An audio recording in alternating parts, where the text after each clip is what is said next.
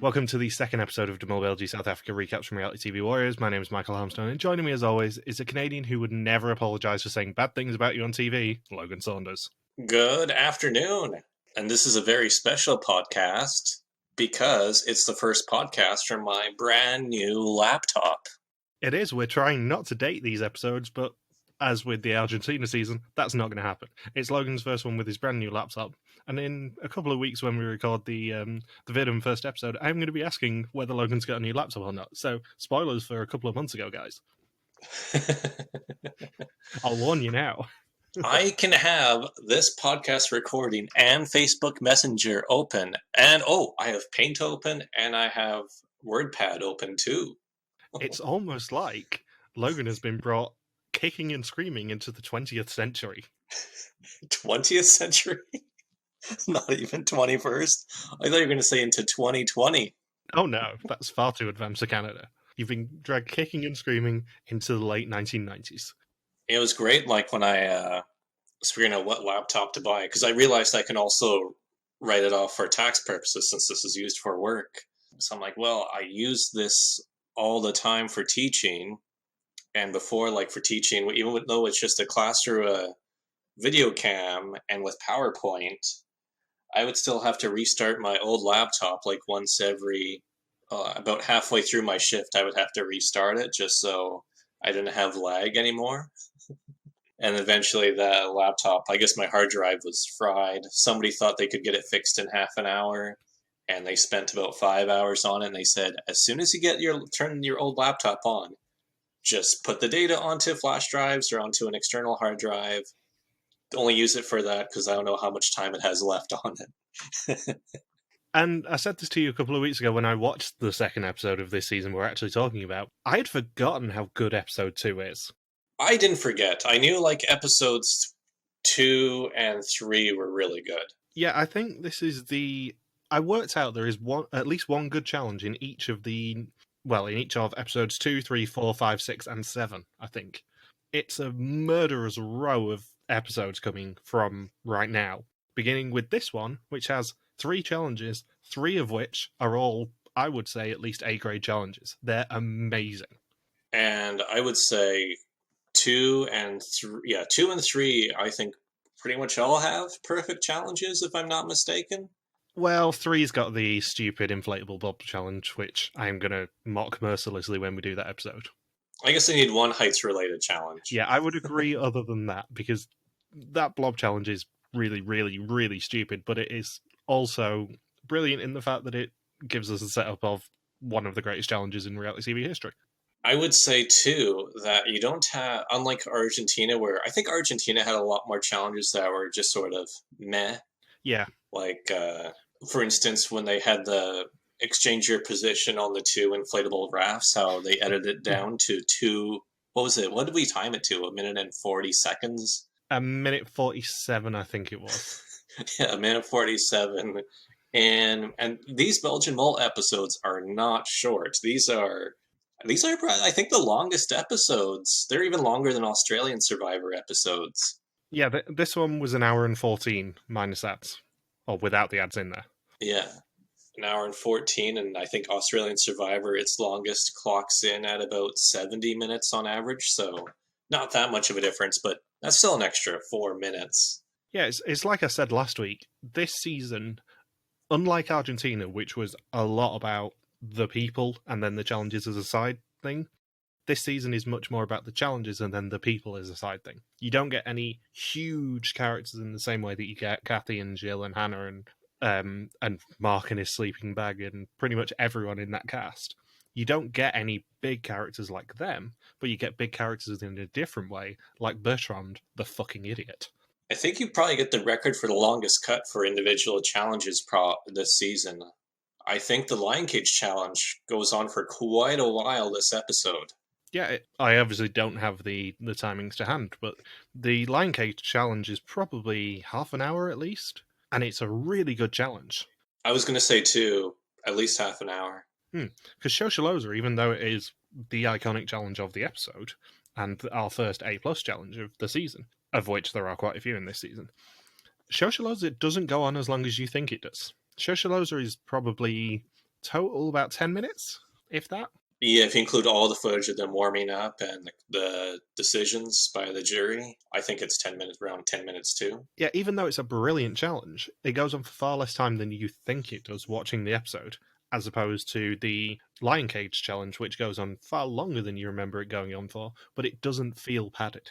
I think the thing with the Lion Cage challenge too is it's a challenge you can't really do anywhere else. No. How often can producers have a challenge involving lions, goats, monkeys that they get to interact, that the contestants get to interact with? In the same way, well, actually, that goes for a lot of challenges this season. A lot of these challenges you could never do anywhere else.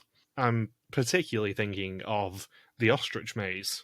Don't they have the alligator cage too this season? Alligator cage is as a result of the ostrich maze, actually. That's episode 4. But yeah, you have that one. You have the diving for the South African flag challenge in episode 6.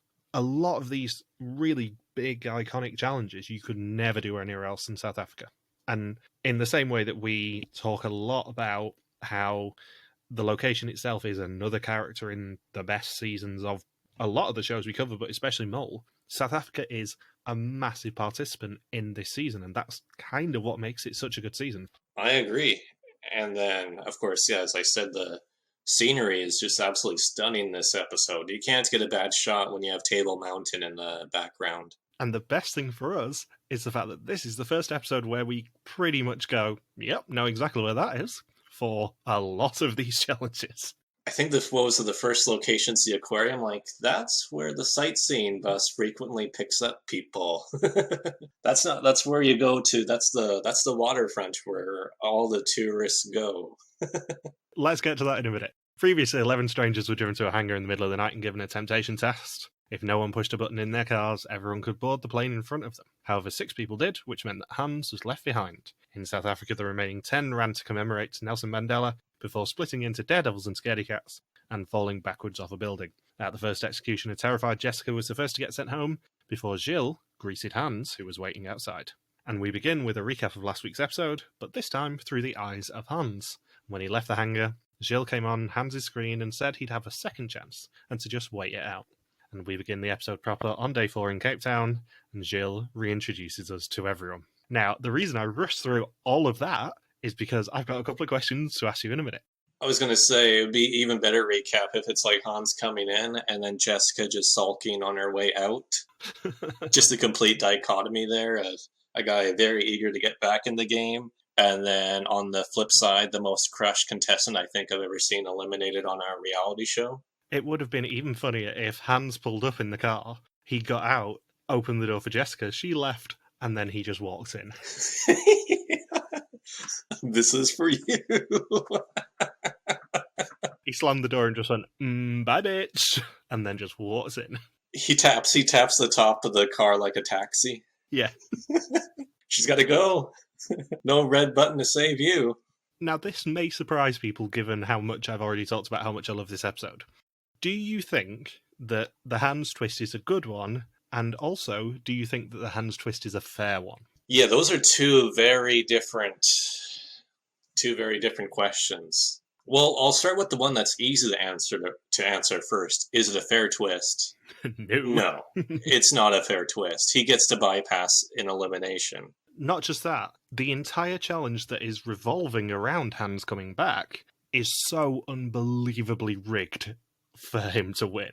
Oh, all those mini-games were borderline impossible, I would say. And we'll get into this with the minigame challenges in a minute, but I would say as soon as anyone picks Jokers, Hans is safe. He is hands down getting back into the game. Yeah, because Jessica, 100%, got 0 on that test. And I understand why producers did this challenge and did this twist to begin with, because it is a wonderful twist on the surface of it. But I think that it is incredibly short-sighted if, as in a lot of the early games, someone just immediately goes out with 0. Because I don't think people really start scoring points, unless they're lucky or Cathy, until maybe weeks 3 or 4. A substantial number of points. Yeah, it was super easy for him to get back into it, purely because no one's going to score highly on that first test, and he could potentially win 9 yokers just from that first challenge. And he got all 9. It's like, he could just rip up the quiz right there, and he'd be in. I would, in fact, put money on the fact that if Hans had got 9 yokers, he probably would have scored the highest on that test. Yes, but the disadvantage for Hans, I guess, overall for the whole season is he's not there to observe not only this challenge, but the challenges in the first episode. Yeah. So he misses out on a lot of potential observations, or maybe it's an advantage because you have less people around you that you can focus on specific people. He doesn't have to worry about focusing on Jessica. No, it's not necessarily a disadvantage for him coming in week 2 because it's an absolute crapshoot on the first test. Yeah. So, I have one more question as well. How many of the locations in Cape Town did you recognise in this one? A few of the shots, I can't tell you the exact landmark of it. I don't think they went to Robben Island, but the waterfront is very iconic in Cape Town, especially that aquarium. I walked by that aquarium at least 3 or 4 times. I can tell you exactly where all of these locations are, apart from the Diamond Place, because I've been to every one of those locations. Oh, right, you went to the castle too? Yeah, and the penitentiary? Or the colonial building? Yeah, because as you well know, when I'm in a new city, I do tend to do the hop-on, hop-off buses. And as you pointed out, the hop-on, hop-off buses do indeed start just outside the aquarium. And the aquarium was maybe 3-4 minutes walk from where I was staying. Did I tell you I got screwed over by the hop-on, hop-off bus in Cape Town? No, I was going to ask whether you did it. So that's how actually I got robbed. That led to... So this is a follow-up to the previous week, where I signed up for the hop-on, hop-off bus thing. I bought it the day before. And then they said, oh, you got to board it this time, because they take you up to Signal Hill. You have dinner. They have a sunset dinner on Signal Hill. So I get on the hop-on, hop-off bus. And then after a couple stops, they're like, oh, this is the end of the line. I'm like, isn't this the one for Signal Hill? And they're like, oh, no, because it's lower season, because I had my ticket out and everything. They said, oh, no, this actually starts half an hour earlier when it's the lower season. And it said it. No, it didn't say it anywhere on my ticket. It was in a really obscure part of the website. I'm like, well, how was I supposed to know that? So then I was just dropped off not too far away from where I was staying, but I had to walk through several blocks, and that's, of course, when those 2 kids attempted to rob me. So that was my hop-on, hop-off experience of Cape Town. I have just checked while she was talking. My accommodation was 450 metres from the aquarium. Oh, you're right, at the waterfront then. Yeah. Because I kind of vaguely remembered this challenge, as soon as I saw the aquarium, I'm like, holy shit, I know exactly where that is. And then where were the other... One was the castle, you said? Castle of Good Hope is somewhere where I went as well, yep. The Diamond Place, I don't know exactly where that is, but I have a rough idea. And then St. George's Cathedral was the other one, which is not at all far from the Castle of Good Hope. We went there on the same day. So, yeah, I know exactly where that is. So, Gilles meets them at the Greenpoint Lighthouse, which I've also been to, for their first challenge of the episode. They will board the hop-on, hop-off bus behind him, which will stop in 4 places, where they've got a chance to earn up to €6,000 for the pot.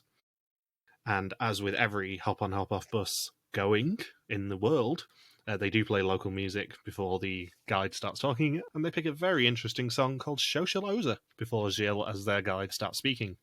I've never heard of Socialoza before, but it sounds like an interesting song. Yeah. And he says that their ride will end at Signal Hill. At each stop, they will find a challenge worth €1,500, and they can also choose a yoker for each person who does that challenge. The prize will only be banked if they board the next bus, which arrives 20 minutes later. If they choose the yokers and lose them, then Hans will receive them. And the first stop is, as we mentioned, the Two Oceans Aquarium, which is on the V&A waterfront, 5 minutes from where I stayed. And they choose Sam and Booba, who choose the yokers. And they have to count how many fish there are in the tank behind them, and have 3 chances. And for fun, because this is like an amazing race task, they have to give their answers to someone in a fish mascot costume. And it's there's no way you're going to accurately count all the fish in that tank. I know. It's brilliant. You're going to need... The answer was 50, and their guesses were as high as 77. Yeah. It's like, why even bother? Just get back on the bus and hand those past fragons off to Hans. Have you ever had to try and count animals within a rough time limit of 15 minutes? Because they have. Well, there's one. I do have practice with this. If you play Mario Party for the N64, they had this mini game called Roll Call. And the thing is, you only had to count up to like 20 Shy Guys or 20 Boos or Toads. And that was it. And you had like a full minute to count. And it's in a very small area, and they don't really move all that much. So I can't imagine what it would be like to count 50 live fish in a gigantic tank where all the fish can swim around. I think the word is impossible. Pretty close. I think it would take a fluke, just a really lucky guess to be like, "Yep, you got it. Sorry, Hans, you're executed." So yeah, shockingly, they don't count 50 fish. They count like 70 odd, and Hans earns the Jokers. And then Jill greets Hans on the next bus. He says, "In the mole, you can't be eliminated unless you see a red screen." So he has another chance. He will take the same quiz that they took in the previous episode, and if he beats Jessica's score, probably of 0, he will stay in South Africa. And because Wi-Fi sucks, he has to do it on pen and paper.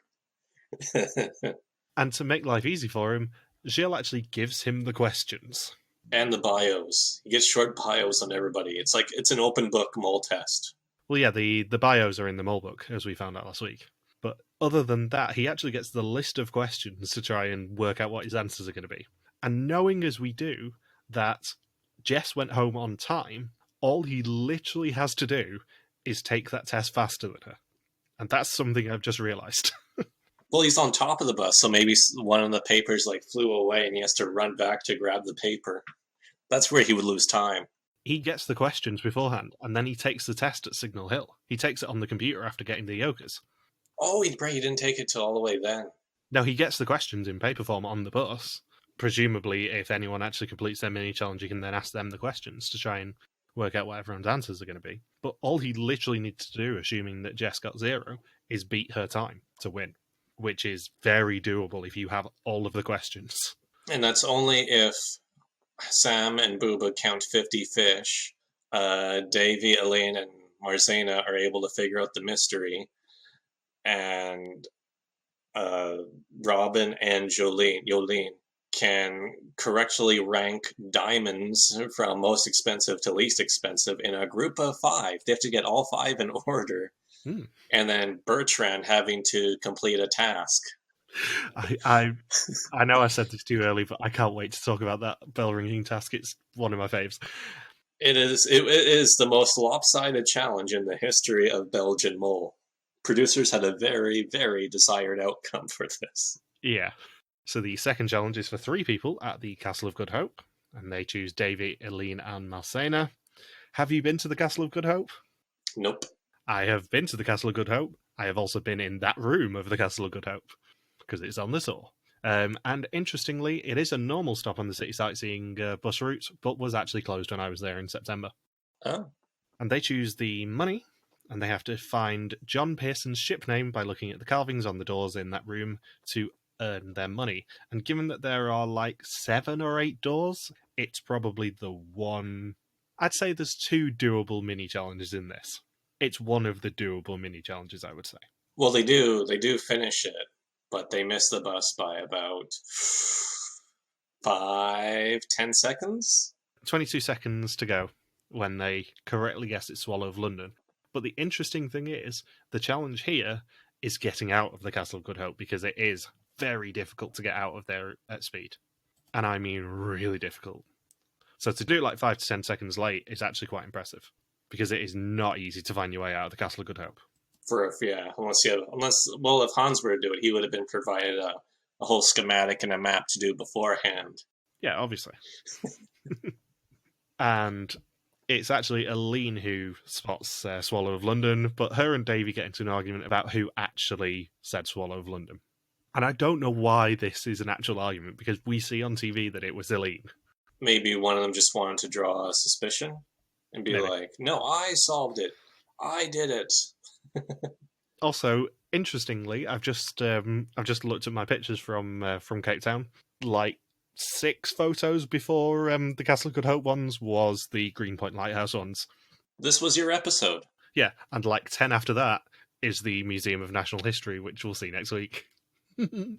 So the third stop is at St. George's Cathedral, and they choose Bertrand and Annalise, who receive a CD with 9 tracks which have blanked words. Those blanked words are the names of bells. The one that is not bleeped will be the one that earns money. They get one chance to work out what word is not missing from any song, and they play this so badly.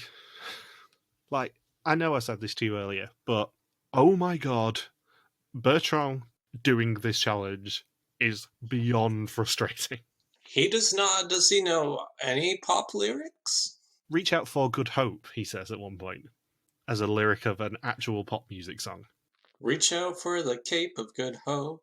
The thing is, if you are presented with 10 words, all of them, apart from one, are a single word, and the other one is good hope, off of the Cape of Good Hope, maybe that's going to be the correct answer. I know you're in a kind of frantic mess from running around and thinking, I've only got 20 minutes to complete this. But even before you listen to songs, no song that I can think of in popular music is going to have the words good hope in it. We will. Good hope.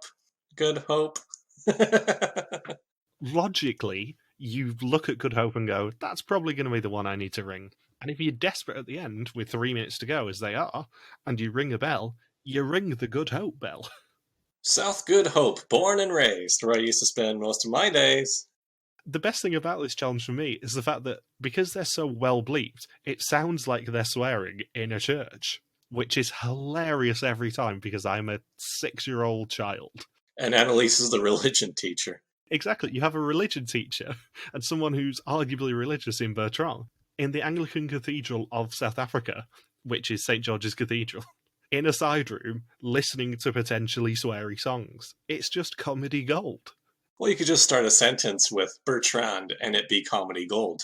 Well, yeah, because as I did say to you ages ago, Bertrand is going to get it quite bad from me for the next few episodes because everything he touches turns to shit and it is brilliant. The antithesis to Midas. Exactly. He's basically the James Miller of the Mole because everything he says and everything he does is completely wrong. Did you catch his introduction by Jules at the beginning? I didn't write it down. Because he introduces everybody and does like a short description of them. Like he says, like, Aline has a big mouth but is very sneaky or something like that. And then with Bertrand, he says, Bertrand never forgets he is playing a game.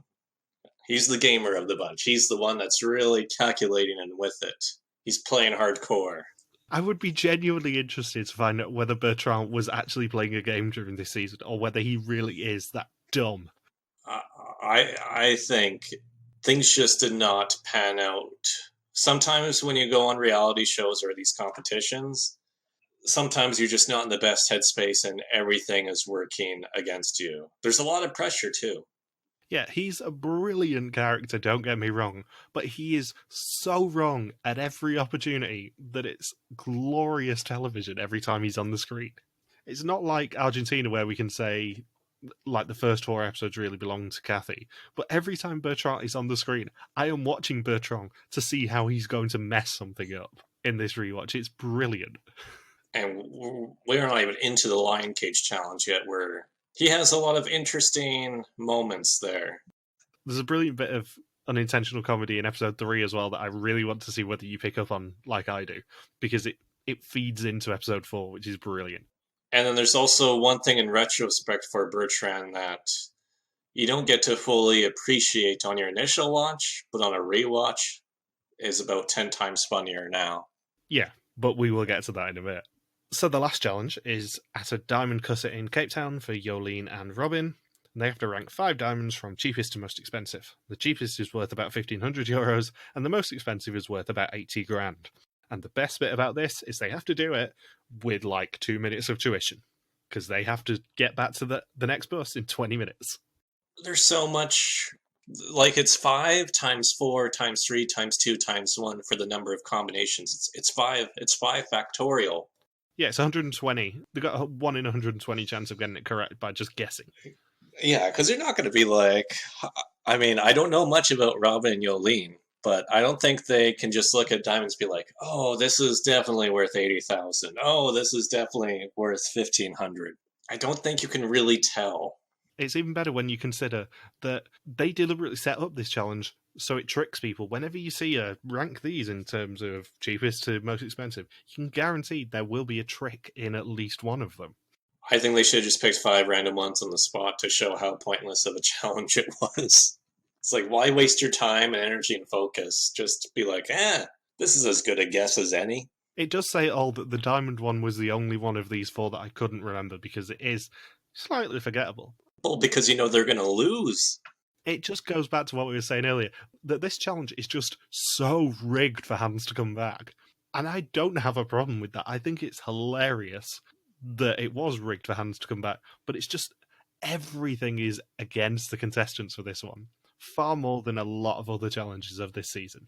Like, for the diamond challenge, I think you'd have to cut it down to 3, maybe rank 3 at the absolute most to give themselves a fighting chance. I mean, it's a miracle to say that they got 3 of 5. Yeah, that part shocks me, but I think that's just luck. Especially when you consider they only had 1 chance on this one as well. Like, they should have given them unlimited chances to guess in the 20 minutes, for me. Yeah, just don't confirm which ones are right or wrong. Just be like, you have to... I think they will... Actually, with blogging Amazing Race Australia too right now, I think in Dubai they have a similar challenge for that Paul and Steve do. It's gold, isn't it? Yeah, where you have to rank those, and they eventually get it. I think it needs to be some... And it was unlimited guesses, I think. I think you got to do it that way. All they have to do is do the similar scoring system to the end game of old British game show Wipeout and tell you how many you've got correct, but not which ones. Yes. And maybe in that situation, you give them like 4 or 5 guesses. But you can't say, there are 5 diamonds, you only get 1 guess to rank most expensive to least expensive. Unless somebody in your group is a jeweler, you're not going to get it. Obviously, this challenge was utter bullshit, but it's glorious bullshit. I don't actually have a problem with this challenge, despite how rigged it is, and despite how much I'm moaning about it. It's hilarious that this is the first challenge of an episode, which is arguably probably the most important episode of the season, because it sets up a lot of things for the rest of the season. But it's just so gloriously rigged. I think 99% of the time this would be considered the dumbest or the worst challenge in Mole history, but really, they only had themselves to blame. Be like, well, we kind of just... They fell for the trap.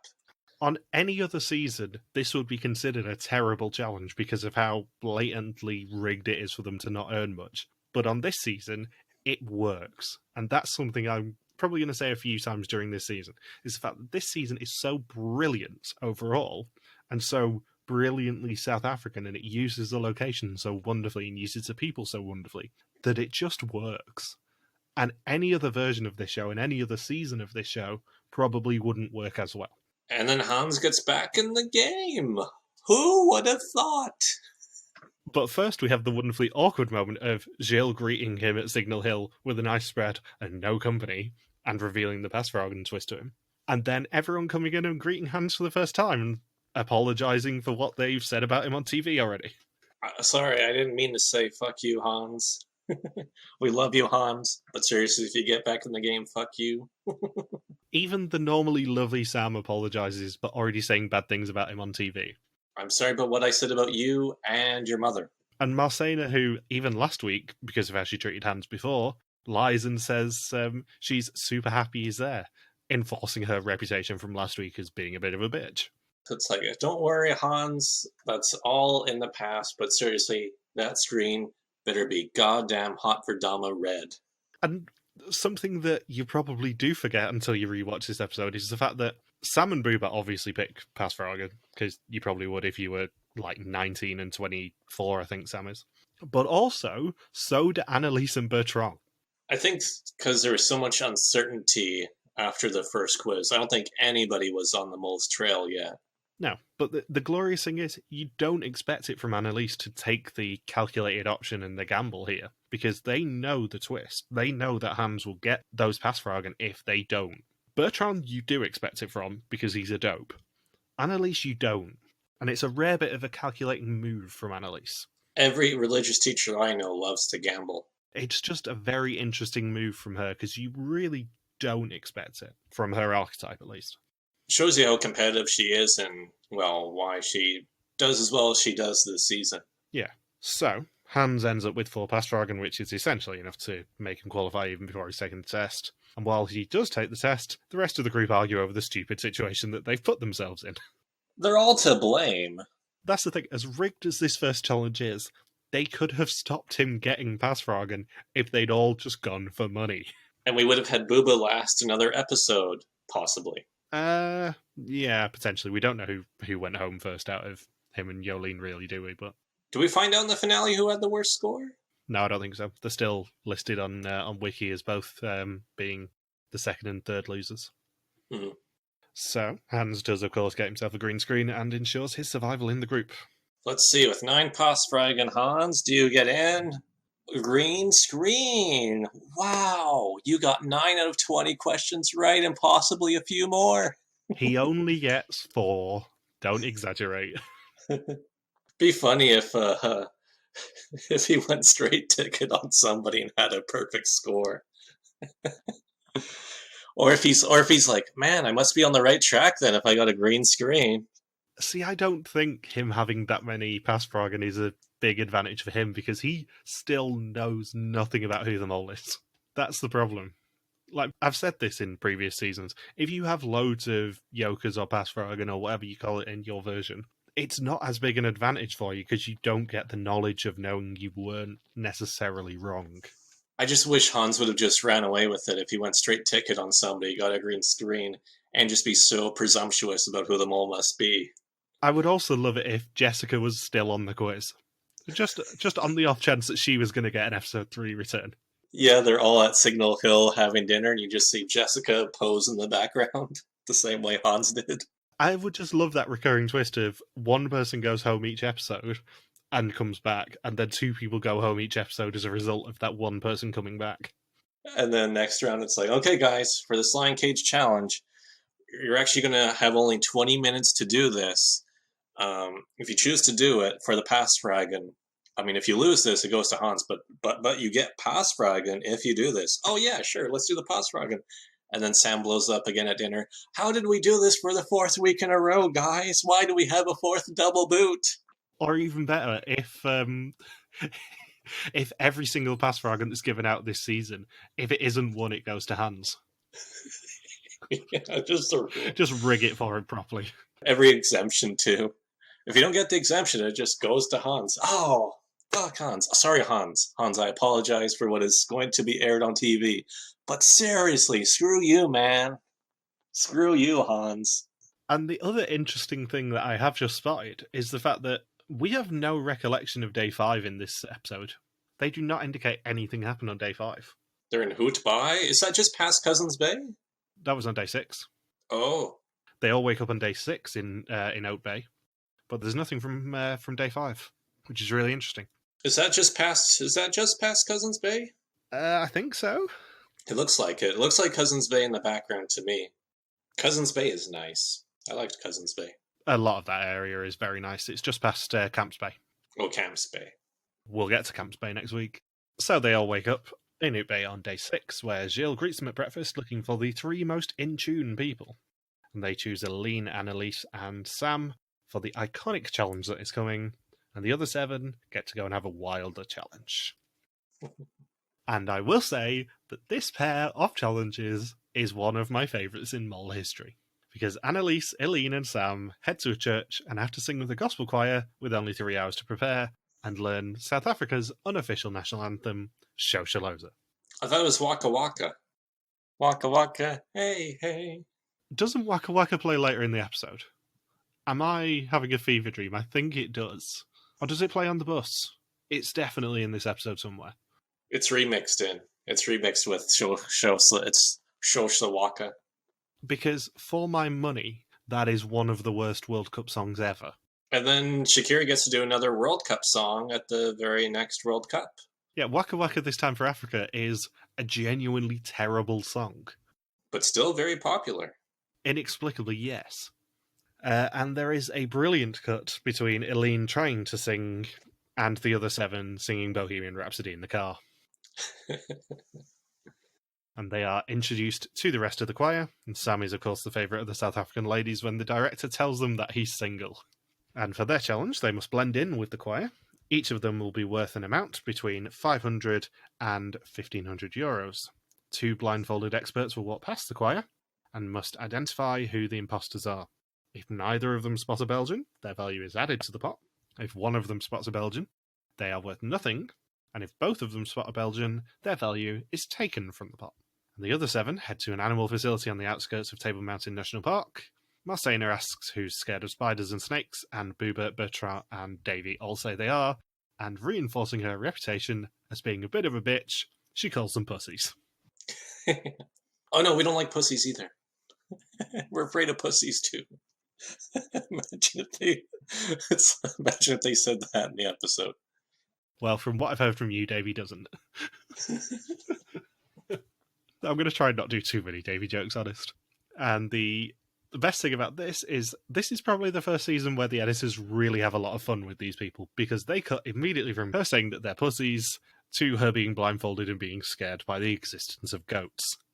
And they are all separated around the facility and have 90 minutes to push a red button, earning them 3,000 euros for the pots. However, the red button is inside a lion enclosure with a lion. So one of them just gets into the lion cage to press the red button with a live lion. I don't see the harm in that. This is how an extra boot happens. They draw straws for who gets sacrificed. It's a literal execution. And then next week, when they're brought back, it's just their mangled body being dragged across the ground as they pose in the background of the photo, just like Hans did the week before. Any past Froggen you don't pick goes to the mangled corpse of Marcena. And helps pay to fly her body back to her family in Antwerp. Helps pay for the repatriation. So, Robin is in a cage with a chain on his leg and a padlock. Boober is in an enclosure with a remote-controlled crane. Bertrand and Marcena are in a goat pen, and Jolene, Davy, and Hans are outside the enclosures. And Marcena and Bertrand have to milk the goats to be able to pour enough milk into a tube to release a key. Jolene, Davy, and Hans have a word search and have to cross out 106 animals to leave only 5 squares. And to get to the button, they have to put the lion into a cage, but currently there is a baby goat in there. And in a brilliant bit of Gilles voiceover, in order to avoid a bloodbath, it must be freed. And Booba is chained in his cage, but has the milking instructions and a mouse in the cage on a boat. He has controls for the boat and a dump truck, but not the crane, which is in a supply cage, locked behind the padlock, which the trio have to unlock. I like how they treat Booba like a 9-year-old instead of a 19-year-old by giving him a remote-controlled car and dump truck to use. It's like, we know Booba's the youngest, but did you have to do it like that? I mean, strategically, with 3 people being outside any restrictions and all that sort of stuff, you put 2 people on the word search and 1 person looking at the lock, because it's a letter lock, to try and work out if you know it's an animal. There's only going to be so many 5-letter animals you can think of, and you just have to turn the dials and look at what letters you've got. Because the fact of the matter is, the answer to their word search is lion, or the Flemish word for lion, which is Leo. So you can pretty much guess it's going to be an animal, number 1, because you're trying to cross animals off the word search. But more importantly, it's probably going to be an animal that is in South Africa, and an animal you can see. That doesn't leave many. They should have had one person work on that lock right from the very start. Yeah, lion is the obvious animal answer there, I would say. It's one of the big 5. Well, yeah, and there's literally a lion guarding the button. It's not a subtle challenge, this one. I know Hans wouldn't have done the lock, because I think Hans's big issue right now is he has to do his best to draw a suspicion out of any of the players right now. Yeah. Because a lot of people really don't think he could be the mole. So he's got to do his best to sabotage this one. Yeah, I would say so. But putting him on the lock is probably the best thing to do in that case, because then he can accidentally not put lion in properly or something. Yeah. Lion's a 4-letter word. Well, it is in English, but in... Leo? In Flemish, it's Leo. Yeah. Wow. So, in the larger cage containing Robin's cage, there is a cheetah tail sticking out and some raw meat. And this is one of the best tricks that they have ever played on a contestant. It's so funny. It's just a crew member wearing a cheetah tail. It's literally a big-ass cage and a crew member hiding behind a wooden wall with a litter picker and a cheetah tail, just moving it back and forth a little bit. I wonder who drew the short straw to be that role. Like, okay, loser has to dress up as a cheetah. The fact of the matter is, even on Belgian Mole, they're not going to put one of their contestants in a cage with a live cheetah. Because whilst cheetahs aren't as dangerous as lions, they are carnivores. They are very fast. They do take down their prey. They are majestic as hell, having seen them on safari. But you don't cross a cheetah. The fact that anyone thought, even in that position, that Robin was going to be in a cage with a cheetah is hilarious. Be better if Robin just assumed it wouldn't be a cheetah, and he steps out, and then it turns out to be a live cheetah that jumps out. It's like, what the hell is this? I thought it was a crew member. Of all the big cats, the cheetahs are the most like house cats, but you still don't cross a cheetah, because they are faster than you, and they are quite predatory when they want to be. The Logan Saunders story. And the best thing about this is because it's Robin in that cage and he can see what Hans is doing or not doing, he starts harassing Hans. I think that turned into a sport for this episode. Yeah, the trick with the word search is huge. There are 106 animals they have to cross off. It is a trap to do that word search, and they do end up doing it eventually. But it's a trap and a time sink to do that word search. You have to just think logically about this. And then we get Bertrand's luck continuing when he gets shat on by a goat. He was in some very suggestive positions with that goat. Yeah, he really was. I know that they didn't get much instruction until Booba could actually get the milking instructions to them, but he was restraining that goat far more than he maybe should have. It's funny because GOAT usually stands for greatest of all time, but in Bertrand's case, being called the GOAT is just being a goat. But the best thing about him being shat on by a goat is that Marcena says it's like diarrhea. And my response is that's what you get for wearing your diarrhea-coloured Converse. Yeah, gets thrown out. Which is a callback to last week. So with about 40 minutes left, Booba and Davy begin to suspect that there is no animal in the cage with Robin. Robin leaves his cage to try and use the key on his ankle on the bigger cage, not realising that the lock is already unlocked, just closed to make it look like it's locked. And his key is actually for the lion cage. And then you can understand why Robin's going to be a bit grumpy, because this episode he gets screwed over with the Hans twist, and then no one bothered to even check his cage, or the fence before the cage. He's like, did no one think to try and open this? Yeah, when I originally watched this season, I always remembered Robin as being a bit of a sourpuss, I'll be honest. Rewatching the first 3 episodes of this season as I've seen so far, I appreciate Robin a lot more than I used to. Robin is understandably really pissed at Hans. And then they eventually get the Leo code, and then we get to see the wonderful scene of Bertrand trying to barter with a monkey and failing at outwitting a monkey. Yep. So with 35 minutes to go, the trio do solve their word puzzle, which is lion, obviously. Inside the cage is a remote for Booba's crane, some apples for Marcena and Bertrand to tempt their monkeys with, and a cool box full of meat to use on the lion. And the key for the cool box is with the monkeys. At which point, Bertrand actually genuinely asked Davy whether he has a handbook in there for communicating with monkeys. And inside the unlocked cage is also a mirror and a pole so that Robin can see that his cheetah, in inverted commas, is actually a crew member with the litter picker just waving the tail back and forth. And when he spots that, he realises his gate is unlocked, and he's not best pleased. No one checked my effing cage, Hans. Who the fuck checked this cage? John! You lion motherfucker! You lion hot for Dama. With 8 minutes left, only 2 keys remain for the team to find, and both of them are inside Bertrand and Marcena's enclosure. Bertrand does try and communicate with the monkey. It doesn't go well. Do they speak English or Flemish? That's the thing, he's got an advantage in the fact that they probably speak Afrikaans, which, as we find out in a few episodes' time, is not that dissimilar from Flemish, really. But he just keeps getting busted time and time again by the monkey trying to steal the pot. And then he realizes that the key he's looking for has actually fallen out of the pot he's trying to grab. Yeah, they're like, you lost the key, Bertrand. And then it's Robin who saves this challenge, not only by figuring out that his cage was unlocked and just figuring out that it was a crew member with a fake tail, but I think he's also the one that suggests to use some sort of hook to get the milk key out.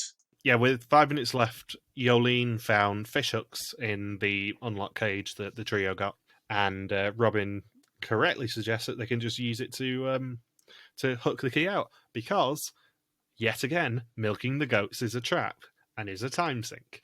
There is so much of this challenge that you can cut out just by thinking logically. And they've got 2 minutes to get the goat out of the little cage and the lion into it so they can push the button. And Robin pushes the button with 36 seconds left, and they earned €3,000 for the challenge. Robin saved them. Yes, he did.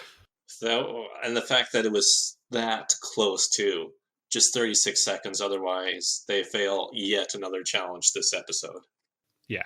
And now, the main event. Because they are then taken to the church to watch the choir. Sam is worth €1,500, Annalise is worth 1,000, and Eileen 500. And my first note for this challenge is just, God, I love this challenge. It's just so joyous and South African. You genuinely could not do the Socializer challenge anywhere else. And it's just so delightful. And they do an adaptation of this in Greece. They do a similar challenge to this. Yeah, they do the Greek dancing challenge in Greece. But you genuinely could not do this challenge anywhere else in the world. And it's delightful to watch. And it is also delightfully brutal. Because the best case scenario for the choir is that all the Belgians get found out. The worst case scenario for the choir is that they get tagged themselves and realise that they're shit. I wrote that in my notes too. I'm thinking, I wonder how many members of the choir get insulted when they get picked by the expert blindfolded jury. They're like, damn, I guess after producers and the contestants go home, the choir leader says, okay, anybody who has a red sticker can get the hell out of the choir right now. We're going to find replacements for you. Yeah, given that 4 people get tagged by the judges, that is really, really mean. You know what the ultimate humiliation would have been, though, for one of them, is if they got if they got both stickers. Yeah. If they got stickered twice, it's like, okay, if a contestant gets stickered twice, that money gets taken out of the pot. If one choir member gets stickered twice, they are out of a job, and they will never sing again. It's so hilariously brutal, this challenge. And it doesn't take up much time of the episode in reality, as we said earlier. It's probably only 10 minutes total. Well, how long can they sing Socialoza for?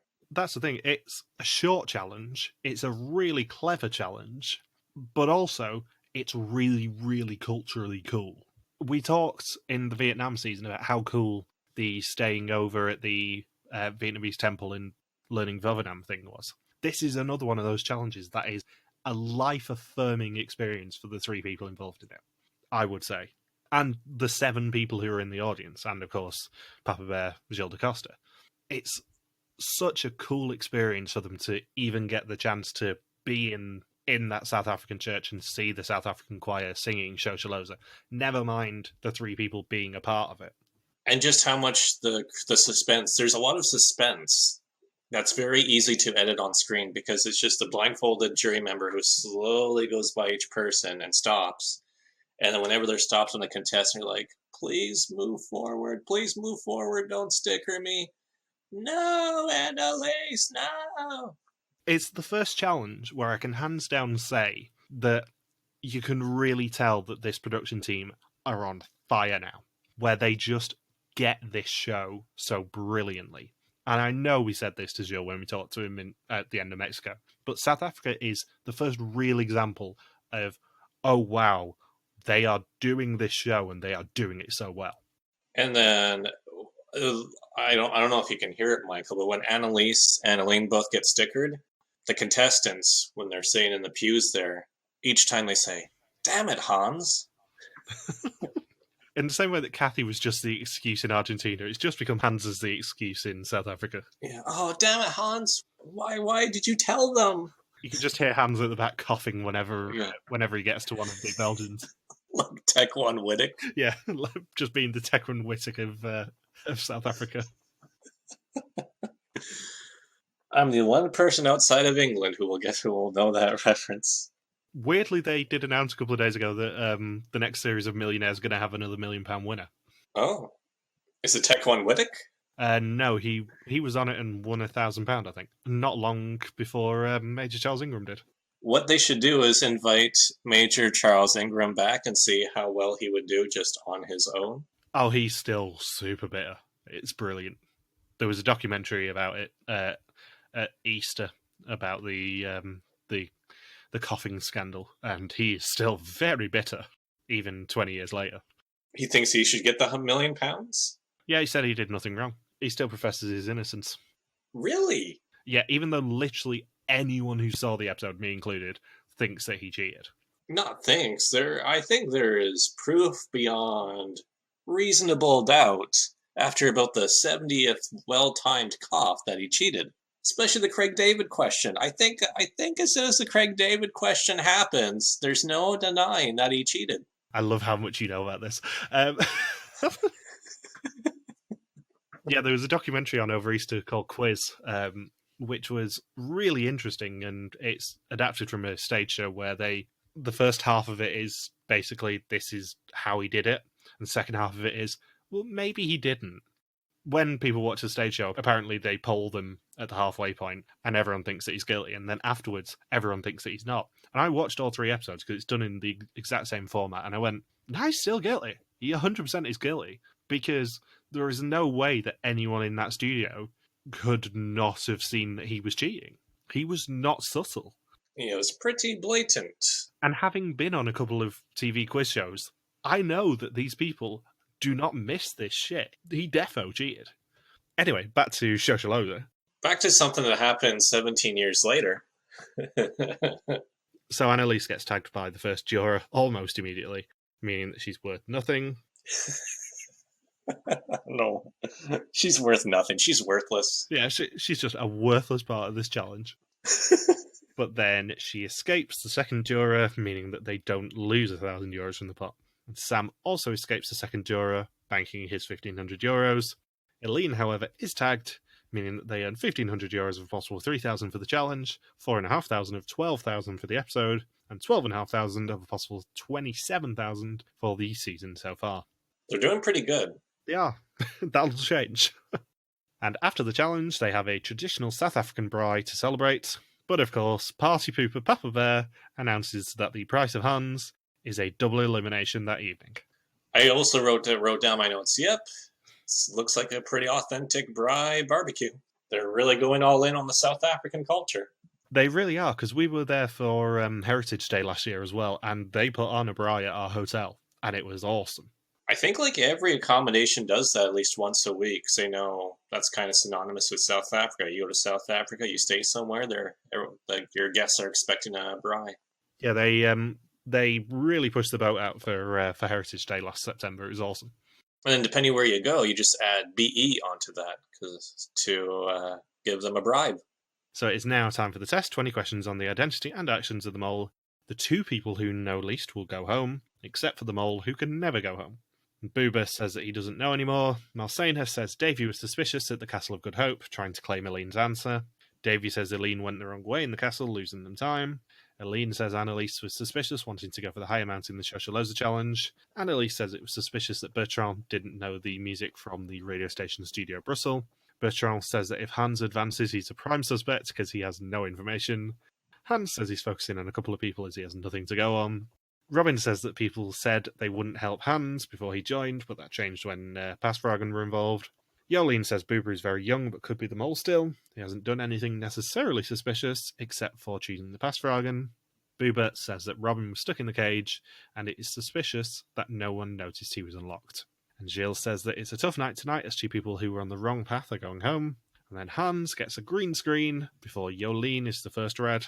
Then Eileen, Marcena and Robin get green screens before it is Logan's favourite, Booba, who is next to go home. No! Booba! Why Booba? And I also love that Booba got an escort from Gilles, but Yolene just got told to sod off and meet them at the car. Yeah, just go ahead. I'm going to chat with Booba, Yolene. Sorry. It's like, no wonder we don't remember Yolene. She doesn't even get a proper goodbye. Now, she's the only person maybe in Belgian Mole history who doesn't get a proper goodbye from Gilles de Costa. It's just like, yeah, you're an afterthought, bye. Yeah, just run along. Scoot along now. Airport's that way. Gotta talk to Booba. What's up, Booba? Life is no pony camp. And interestingly, there are no tears this time, so obviously people are less devastated than they were with Jess. They're just happy to be away from Hans. Yeah. Oh, Hans. He's the worst. What I noticed that I forgot to point out earlier is that when Hans is back in the game officially, like when he gets the green screen, only one person in the two cars is visibly nervous. You know who that person was? Who? Booba. Booba's the only one who looked nervous in the car when they were driving away after Hans was declared officially back in the game. Maybe in the same way that Mark's never met a homosexual, maybe Booba's never met someone as old as Hans.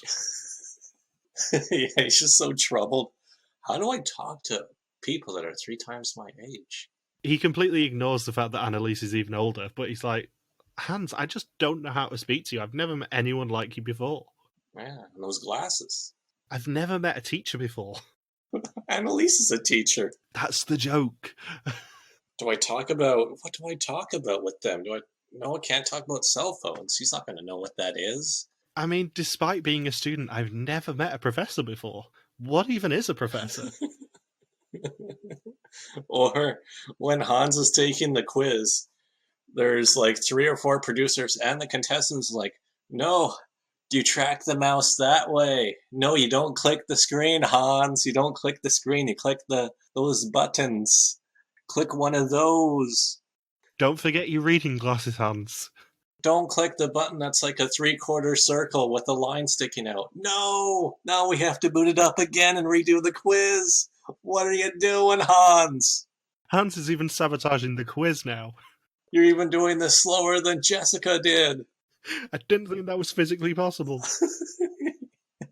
Because Jessica had the added disadvantage of being so nervous that her hands were just shaking when she was trying to select things. That's why she got nothing right. She tried to press the letter G and she kept pressing H. Her fingers were dancing all around the keyboard. Now we got to connect to the Wi-Fi on Signal Hill. Do you know how shitty public Wi-Fi is in Cape Town? God damn it, Hans. I don't even know what the password is. No, you hit caps lock. That's why you couldn't access the Wi-Fi. It's all lowercase. No, don't type lowercase. The letters are lowercase. Is it Good Hope, all one word? Good underscore hope. No, don't type good underscore hope. It's good. Hit shift and that key. There you go. Jesus Christ. Is it any of the other Bell names? Is it Faith? Good Pope? Did you say good Pope? So in summary, Hans is old. He was actually in the room when Arrivederci Hans was recorded. He was in that studio 50 years ago. No, the reason that Arrivederci Hans played is because he was actually in the boot of the car as they were driving. He was just in the back of the shot all the time. He was tied up with a cheetah. A producer who was wearing a cheetah tail. I also love how we're talking more about Hans here than the 2 people who actually went home, even though one of them is basically your favourite mole contestant. Yeah, so Booba, young teenager, he almost was in Hans's position, really close to being Hans's position, and maybe he should have thrown that challenge. Maybe he would have had a better shot of surviving this double elimination. Maybe there was just too much information throwing him off. That's the thing. Booba's elimination is almost entirely Booba's own fault, because we don't know how close Hans was to getting eliminated on that first test. If Hans hadn't had the 2 yokers that he got from Booba and Sam, maybe he would have gone home. It's very possible. That's the thing that Booba probably has to bear in mind, is the fact that he was the architect of his own fate here, potentially. Unless he'd scored worse than Yolene, then none of this really matters. Yeah, and Yolene also went home. Who said that they went didn't one of them say they went all in on somebody on the quiz? Yolene said she went all in on Booba. Right, she did say that. I'm like, I thought that's how. Yeah, I did. Yeah, I do have that in my final note. Jolene had no idea who was the mole and gambled on Booba. Yeah. So if Booba goes home, as if it's just a single elimination, Booba goes home, Jolene probably makes it a lot further into this game. You would think so. I mean, to have your number one suspect go home second round is a pretty big gift to get. Yeah, because the thing you've also got to bear in mind is that if it was a single elimination and Hans wasn't there, then they still have the advantage of Bertrand being there, and he obviously is going to go home pretty quick. He's going to go home double quick. And then with Jolene too, it's kind of funny because I don't know. I don't think this strategy gets repeated as of the Mexico season, but clearly she didn't learn from Mark in Argentina, because this is the very first season after Mark's early elimination where she just says, I went all in on one person, just like Mark did on the second quiz. And it's like, well, clearly that's a really dumb strategy, because you're guaranteeing that, like, what would it be, about an 88% chance that you're going to get 0 points on the quiz if you go all in on one person?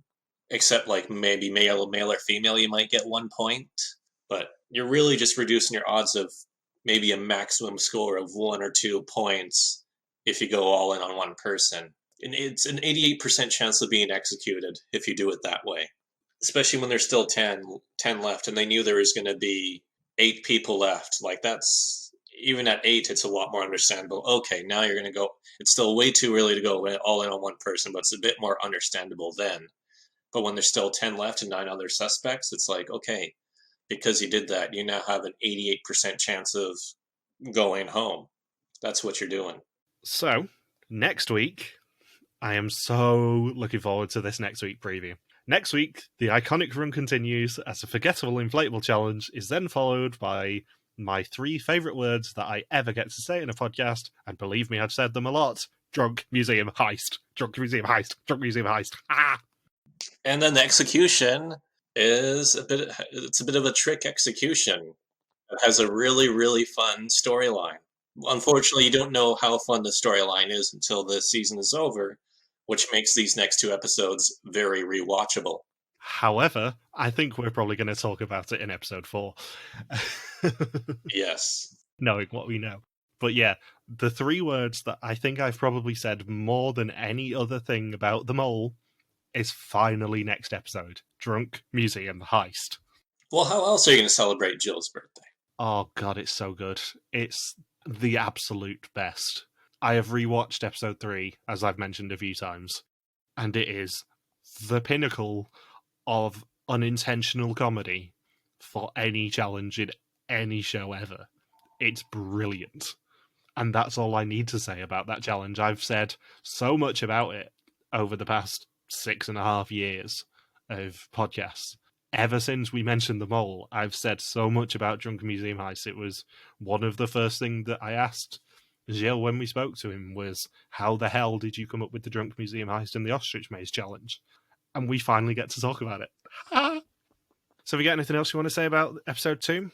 I think after an hour in, no, I think we are good. Cool. Thank you for listening to our Mol Belgie recap. We'll be back next week to continue the hunt for the South African mole. Don't forget you can contact us on Twitter, Facebook, YouTube, or Instagram, where we are RTV Warriors, or you can email us at contact@rtvwarriors.com. Logan is on Twitter at LocusWakaki, and I am MJ Harmstone. See you next week. Peace out and just chill till the next flavoring.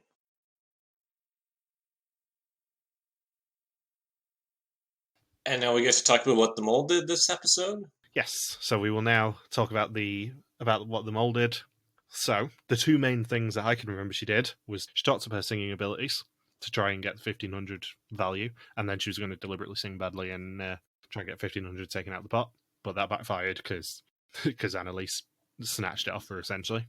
And the big thing that she did do that we actually saw in the episode is she delayed her team at the Castle of Good Hope, losing the money by seconds. Waiting until the last minute, be like, oh, I got it right. Yeah. You 2 screwed up on this. I'm definitely not the mole because I knew the answer when it was too late. But the interesting thing here is that we get the first indication that Davy is suspecting Aline in this episode. Yeah. That's her friend, and Annalise too.